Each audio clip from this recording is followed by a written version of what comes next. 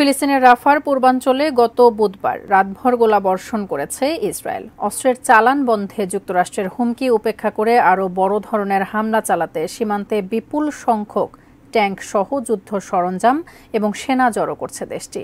Israel রাফায় আবারও হামলা করার পর এবার কি সত্যিই কঠোর হবেন বাইডেন, জানাচ্ছেন সহকর্মী মোহাম্মদ সোহাগ বিশ্বাস।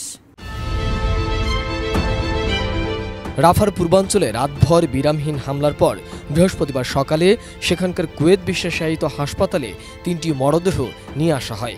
ব্যাগ থেকে মরদেহগুলো বের হতেই দেখা যায় এক শিশুর নিথর দেহ।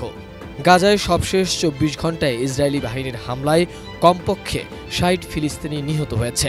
এ নিয়ে গত ৭ অক্টোবর থেকে গাজায় ইসরায়েলের হামলায় ৯০৪ জন নিহত হয়েছে।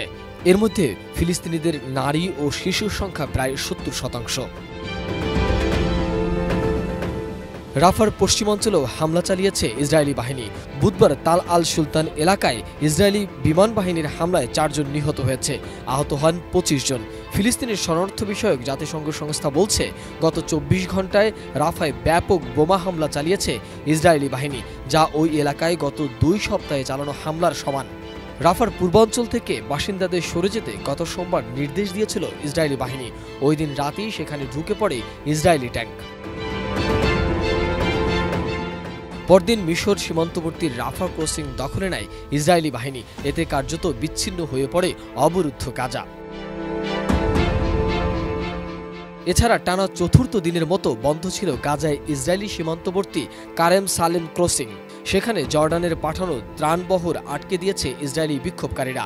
রাফা ও কারেম সালেম ক্রসিং বন্ধ হয়ে যাওয়ায় গাজার বাইরে থেকে সব ধরনের ত্রাণ সরবরাহ বন্ধ রয়েছে।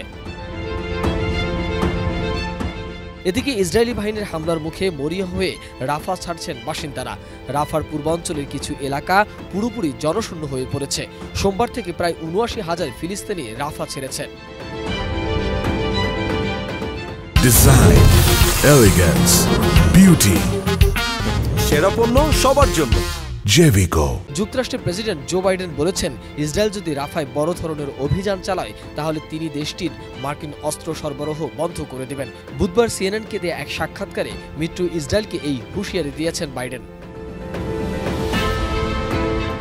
গাজা যুদ্ধ শুরুর পর বাইডেন এই প্রথম প্রকাশ্যে সরাসরি ইসরায়েলকে সতর্ক করলেন। বাইডেন স্বীকার করেন, গাজায় বেসামরিক মানুষ হত্যায় মার্কিন অস্ত্র ব্যবহার হয়েছে।